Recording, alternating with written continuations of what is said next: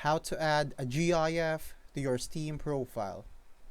I'm going to tell you how to add a GIF to your Steam profile. To add a GIF, you need to have Steam points and a profile showcase. First, open Steam, go to your profile, click Edit Profile, scroll down and select Featured Showcase, and then choose Artwork or Avatar. If you want an animated avatar or frame, visit the Steam Points shop, browse the animated avatars or profile backgrounds, and purchase one using your points.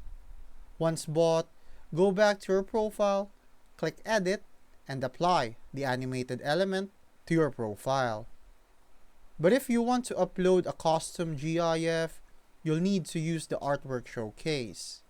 Create a new artwork and select non-game specific. Upload your GIF and save it, then set it to your profile showcase for an animated effect.